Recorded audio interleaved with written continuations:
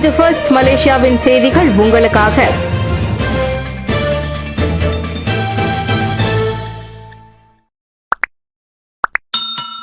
ஜொஹூர் மாய்கா இந்திய சமூகம் தொடர்பான பல்வேறு விவகாரங்களை மந்திரி புசார் கவனத்திற்கு கொண்டு வந்தது. ஜொஹூர் இந்திய சமூகம் தொடர்பான பல்வேறு பிரச்சனைகள் மற்றும் தேவைகள் குறித்து ஜொஹூர் மந்திரி புசாரும் மாநில தேசிய முன்னணி தலைவருமான ஆன் ஹாஃபிஸ் கசியின் கவனத்திற்கு கொண்டு வரப்பட்டன. ஜொஹூர் அம்னோ தொடர்பு குழுவின் அலுவலகத்தில் நடைபெற்ற இந்த சந்திப்பில் ஜொஹூர் மாய்கா குழு தலைவரும் கஹாங் சட்டமன்ற உறுப்பினருமான PR வித்யானந்தன் தலைமையில் ஆட்சிக்குழு உறுப்பினரும் மாய்கா தேசிய இளைஞர் பிரிவின் தலைவருமான K ரவீன்குமார், ஜொஹூர் மாநில மாய்காவின் நிர்வாக குழு உறுப்பினர்கள், மாநில இளைஞர் மற்றும் மகளிர் பிரிவின் பொறுப்பாளர்களும் கலந்து கொண்டனர். ஜொஹூரில் உள்ள ஊராட்சி மன்றங்களில் மட்டுமின்றி அம்மாநிலத்தில் உள்ள மாவட்ட அலுவலகங்கள் உட்பட மாநில அரசு துறைகளில் இந்தியர்களுக்கு வேலை வாய்ப்பு வழங்குவது உட்பட பல்வேறு கோரிக்கைகளையும் இந்த சந்திப்பின் போது வித்யானந்தன் மந்திரி புசாரிடம் முன்வைத்தார். மேலும் GLC எனப்படும் ஜொஹூர் மாநில அரசாங்க நிறுவனங்களின் இயக்குனர் வாரிய குழுவில் மாய்கா பொறுப்பாளர்களுக்கு வாய்ப்பளிப்பது, மேலவை உறுப்பினராக நியமிப்பது, ஜொஹூரில் இந்திய மக்கள் அதிகம் உள்ள மாவட்டங்களில் ஊராட்சி மன்ற இடங்களுக்கு மாய்கா பிரதிநிதிகள் நியமிப்பது என்ற கோரிக்கைகளும் இந்த சந்திப்பில் வலியுறுத்தப்பட்டது. மேலும் இந்திய இளைஞர்களுக்கான வேலை வாய்ப்புகள், இந்திய குத்தகையாளர்களுக்கு குத்தகை திட்டங்கள் மற்றும் வழிபாட்டு மையங்களுக்கான மானியங்கள் வழங்குவதிலும் ஜொஹூர் மாநில அரசாங்கம் கவனம் செலுத்த வேண்டும் என்று வித்யானந்தன் கேட்டுக்கொண்டார். KLIA-வில் துப்பாக்கிச் சூட்டு தாக்குதலை நடத்திய சந்தேக நபர் 7 நாட்களுக்கு தடுத்து வைப்பு. KLIA கோலாலம்பூர் அனைத்துலக விமான நிலையத்தின் பயணிகள் வந்திறங்கும் பகுதியில் கடந்த வார இறுதியில் துப்பாக்கிச்சூடு நடத்தியதாக சந்தேகிக்கப்படும் ஆடவனை விசாரணைக்கு உதவும் பொருட்டு 7 நாட்கள் தடுத்து வைக்க கோத்தபாரு மேஜிஸ்ட்ரேட் நீதிமன்றம் இன்று அனுமதி வழங்கியுள்ளது. இன்று தொடங்கி இம்மாதம் 22ஆம் தேதி வரை அவன் தடுத்து வைக்கப்படுவான் என மேஜிஸ்ட்ரேட் அறிவித்தார். முன்னதாக கடந்த ஞாயிற்றுக்கிழமை பின்னிரவு மணி 1:30 வாக்கில் நிகழ்ந்த அச்சம்பவத்தில் அவ்வாடவனின் மனைவியின் மெய்காவலர் ஒருவர் துப்பாக்கிச் சூட்டுக்கு இலக்காகி காயமடைந்தார். உடனடியாக மருத்துவமனைக்கு கொண்டு செல்லப்பட்ட அந்த மெய்காவலரின் உடல்நிலை தற்போது சீராக இருப்பதாக கூறப்படுகிறது. இந்நிலையில் அந்த துப்பாக்கிச் சூட்டு தாக்குதலை மேற்கொண்ட பின்னர் தப்பிச் சென்று தலைமறைவாகிவிட்ட 38 வயது ஹபிசுல் ஹராமி எனும் அவ்வாடவன் நேற்று மாலை மணி 3 வாக்கில் கோத்தபாருவில் கைது செய்யப்பட்டான் என்பது குறிப்பிடத்தக்கது. பத்துபஹாட்டில் காப்பா படங்களை கொண்ட 11 கால் மிதிகள் பறிமுதல் செய்யப்பட்ட விவகாரம் விசாரணை தொடர்கிறது. ஜொஹூர் பத்துபஹாட்டில் உள்ள பேரங்காடி ஒன்றிலிருந்து காப்பா மினி பிரார்த்தனை விரிப்புகள் என கூறப்படும் 11 கால் மிதிகள் பறிமுதல் செய்யப்பட்ட சம்பவம் தொடர்பில் சம்பந்தப்பட்ட நிறுவனம் நேற்று விளக்கம் அளித்துள்ள போதிலும் விசாரணை தொடரும். அவ்விவகாரம் தொடர்பில் குழப்பம் ஏற்பட்டுள்ளதாக கூறியுள்ள ஏயான் பிக் பேரங்காடி மற்றும் A&R ஃபேஷன் கலெக்ஷன் விநியோக நிறுவனம் ஆகிய தரப்புலிகளிடம் இருந்து விளக்கம் பெறப்படும் என ஜொஹூர் இஸ்லாமிய சமய விவகாரங்களுக்கான ஆட்சிக்குழு உறுப்பினர் முகமது பாரிட் முகமது காலிட் தெரிவித்தார். சம்பந்தப்பட்ட பொருட்களை போலீஸ் பறிமுதல் செய்துவிட்ட போதிலும் விசாரணை தொடர்ந்து மேற்கொள்ளப்படும் என பாரிட் சொன்னார். அவ்வளவு பெரிய நிறுவனம் விற்கப்படும் பொருட்களின் பெயர்களை ஒழுங்குபடுத்துவதில் அக்கறை காட்ட கவலை அளிக்கிறது. மினி பிரார்த்தனை விரிப்புகள் உன்னதமானவை, அவை எப்படி கால் மிதிகளுடன் ஒன்றாக வைக்கப்பட்டன எனவும் பாரிட் கேள்வி எழுப்பினார். ரவாங்கில் அறிவாளை காட்டி மிரட்டி மளிகை கடையில் கொள்ளையிட்ட மர்ம நபர் போலீஸ் வலைவேற்று. Selangor, Rawang, Bukit Sentosa, Jalan, செரோஜாவில் உள்ள மளிகை கடை ஒன்றில் கொள்ளையிட்டு தப்பிச் சென்ற ஆடவன் ஒருவனை போலீசார் தேடி வருகின்றனர். அறிவாள் ஏந்தி கொள்ளையிட்ட அந்த மர்ம ஆடவன் கம்பி நீட்டுவதற்கு முன் கடையில் இருந்த பண எந்திரத்தையும் உடைத்து சேதப்படுத்தி சென்றதை குலுஸ்லாங்கூர் போலீஸ் துணைத் தலைவர் டெபுட்டி சூப்பரிண்டென்டென்ட் முகமது அஸ்ரி யூனோஸ் உறுதிப்படுத்தினார். கடந்த ஞாயிற்றுக்கிழமை நண்பகல் மணி 12:30 வாக்கில் அக்கொள்ளை சம்பவம் நிகழ்ந்துள்ளது. கொள்ளையிட்டு வாகனத்தில் தப்பிச் செல்வதற்கு முன் பாதிக்கப்பட்டவருக்கு சொந்தமான 2 கைபேசிகளுடன் சுமார் 300 ரிங்கிட் ரொக்க பணத்தையும் அவன் களவாடி சென்றதாக அஸ்ரி ஓர் அறிக்கையின் வாயிலாக தெரிவித்தார். எனினும் அச்சம்பவத்தில் யாரும் காயமடையவில்லை. அச்சம்பவம் தொடர்பில் தகவல் அறிந்த பொதுமக்கள் போலீசாரை தொடர்பு கொள்ளுமாறு கேட்டுக் கொள்ளப்படுகின்றனர். விமான நிலைய நுழைவாயில்களில் உலோகத்தை கண்டறியும் கருவிகளை பொருத்துவதா? இன்னும் யோசிக்கவில்லை என்கிறார் அமைச்சர். KLIA-வில் பாதுகாப்பு அம்சங்கள் மேம்படுத்தப்பட வேண்டும் என்பதில் அரசாங்கம் தெளிவாக இருக்கிறது.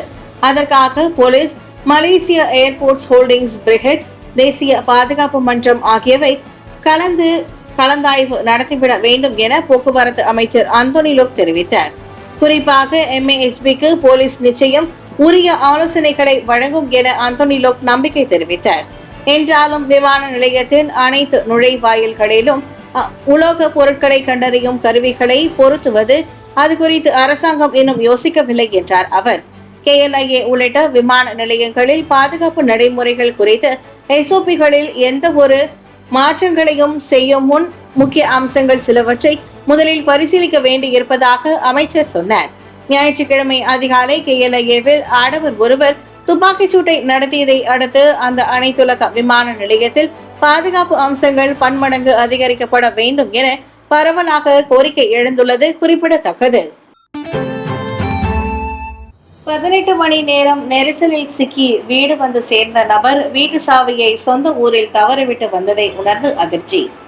கடுமையான வாகன நெரிசலில் சிக்கி 18 மணி நேரத்திற்கு பின் வீட்டை சென்றடைந்த ஆடவர் ஒருவர் வீட்டு சாவியை தெலங்கானாவில் உள்ள தனது சொந்த ஊரில் தவறவிட்டு வந்ததை அறிந்ததும் எப்படி உணர்ந்தார் என்பதை பகிர்ந்து கொண்ட வீடியோ ஒன்று வைரலாகியுள்ளது.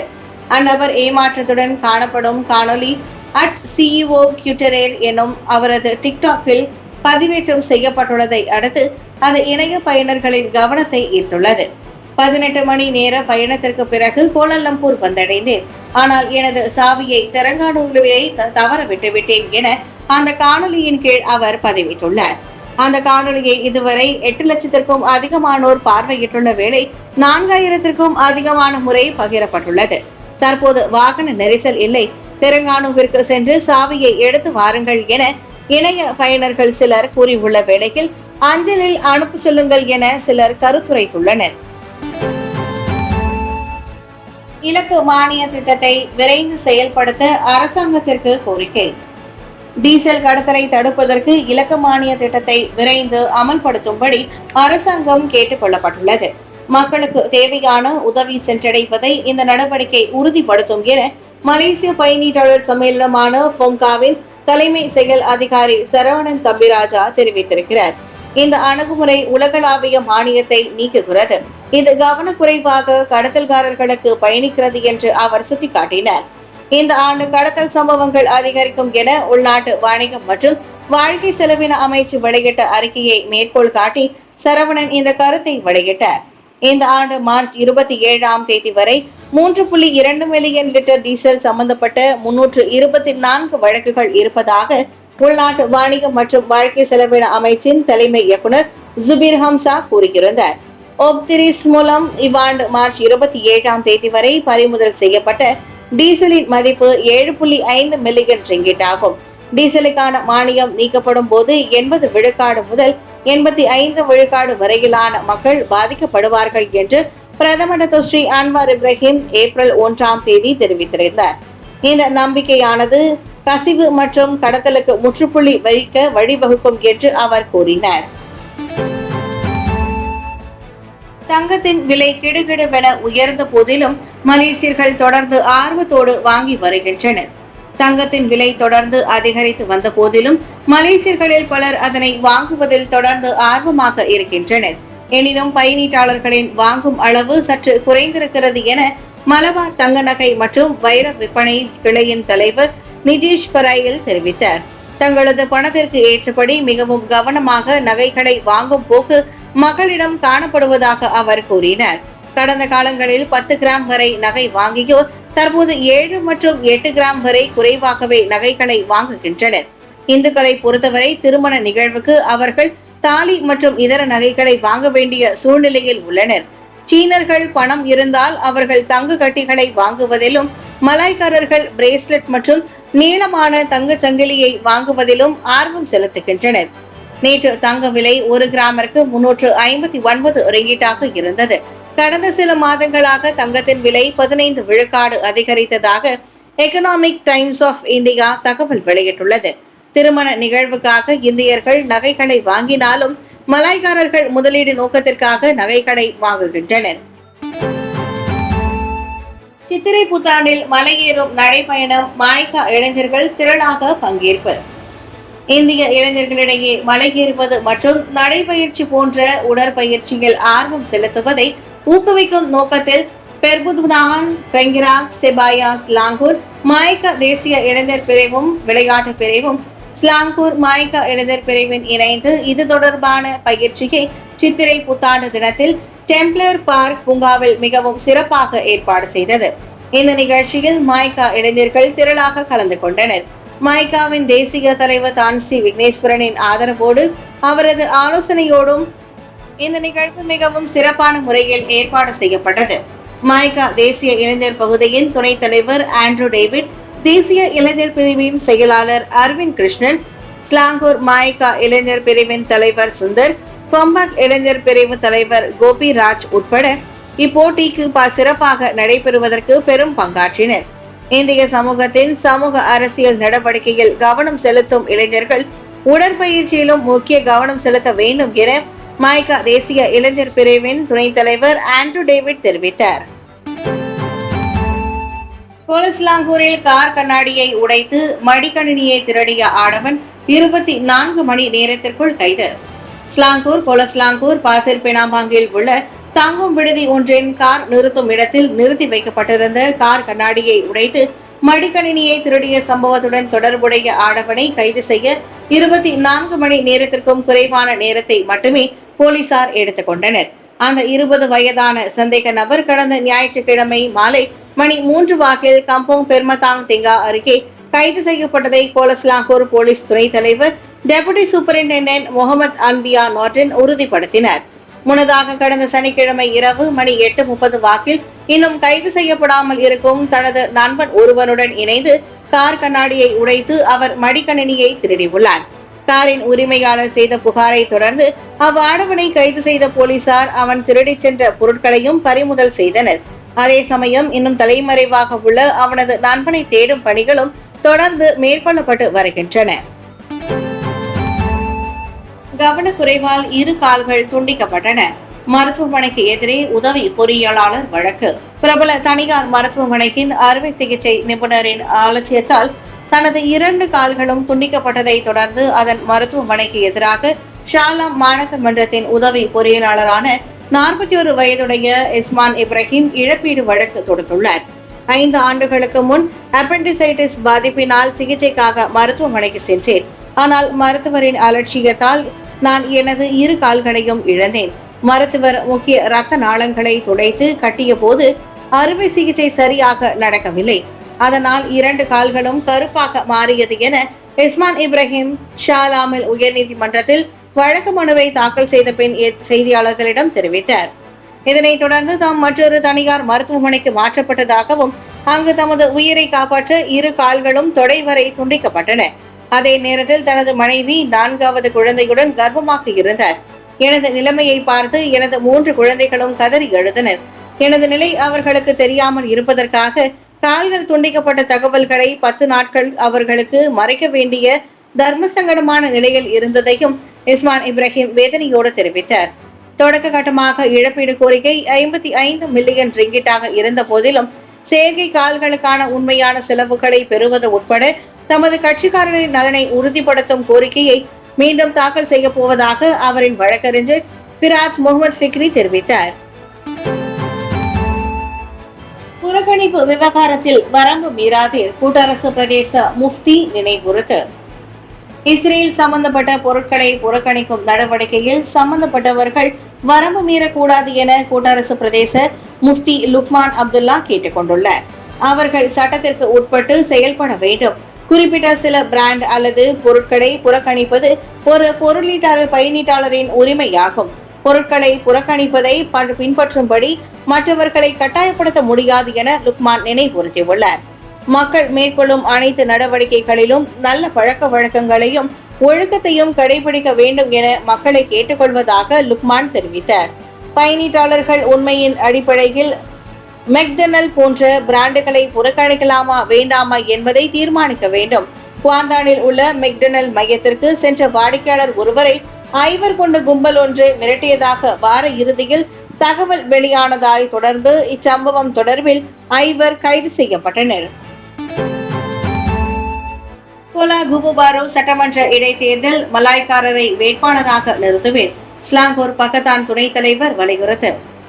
எதிர்வரும் மே மாதம் 11ஆம் தேதி நடைபெறவிருக்கும் ஸ்லாங்கூர் கோலா குபுபாரு சட்டமன்ற தொகுதிக்கான இடைத்தேர்தலில் மலாய்க்காரர் ஒருவரை வேட்பாளராக நிறுத்துவதற்கு டிஏபி பரிசீலிக்க வேண்டும் என்று ஸ்லாங்கூர் பக்கத்தான் ஹரப்பான் கூட்டணியின் துணைத் தலைவர் பொரான் அமான் ஷா கோரிக்கை விடுத்துள்ளார். கோலா குபுபாரு இடைத்தேர்தலில் மலாய்க்காரர்கள் பெரும்பான்மையாக இருப்பதால் மலாய் வேட்பாளரை நிறுத்த டிஏபி பரிசீலிக்க வேண்டும் என்று அவர் கேட்டுக்கொண்டார். அந்த தொகுதியில் உள்ள மலாய்க்கார வாக்காளர்களின் அதிகமாக இருப்பதையும் தற்போதைய அரசியல் சூழ்நிலையையும் மேற்கோள் காட்டி இது பரிசீலிக்கப்பட வேண்டும் என்று தாம் தனிப்பட்ட முறையில் நம்புவதாக பொரான் கூறினார். இந்த இடைத்தேர்தலில் எதிர்க்கட்சியினர் பல விவகாரங்களை எழுப்பக்கூடும் என்பதால் அந்த தொகுதியை தற்காத்துக் கொள்வது உத்தரவாதம் இல்லை என்று அவர் சுட்டிக்காட்டினார். இடைத்தேர்தல் கவனத்தின் மையமாக இருக்கும் என்று அவர் எதிர்பார்த்ததால் வேட்பாளர் முழு நேர அரசியல்வாதியாக இருப்பதை விட தொழில்முறை நிபுணராக இருக்க வேண்டும் என்று பொரான் கூறினார். 3 முறை சட்டமன்ற உறுப்பினராக இருந்த டிஏபியின் லீ கி ஹியாங் மார்ச் 21ஆம் தேதி புற்றுநோயால் இறந்ததை தொடர்ந்து கோலா குபுபாரு சட்டமன்ற தொகுதியில் இடைத்தேர்தல் நடைபெறவிருக்கிறது.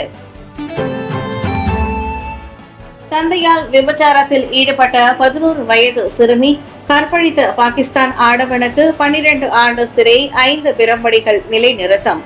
தனது தந்தையால் விபச்சாரத்தில் ஈடுபடுத்தப்பட்ட 11 வயது சிறுமியை பாலியல் பலாத்காரம் செய்த வழக்கில் பாகிஸ்தான் ஆடவன் ஒருவனுக்கு விதிக்கப்பட்ட 12 ஆண்டுகள் சிறை தண்டனையும் 5 பிரம்படிகளும் ஷாலாம் உயர்நீதிமன்றம் இன்று நிலைநிறுத்தியுள்ளது. அதோடு 39 வயது யூசுப் குல் எனும் அவ்வாடவனுக்கு சிறையில் இருக்கும் போது விதிக்கப்பட்ட புனர்வாழ்வு ஆலோசனை மற்றும் தண்டனை முடிந்த பிறகு 3 ஆண்டுகள் போலீஸ் கண்காணிப்பில் இருக்க வேண்டும் எனும் உத்தரவும் நிலைநிறுத்தப்பட்டுள்ளது. குற்றவாளி குற்றத்தை ஒப்புக்கொண்டுள்ளான். பாதிக்கப்பட்ட சிறுமியை அடையாளம் காட்டியுள்ளான். அதோடு பாதிக்கப்பட்ட சிறுமியும் தன்னை கற்பழித்தவர்களில் அவ்வாடவனும் அடங்குவான் என்பதை உறுதி செய்துள்ளார்.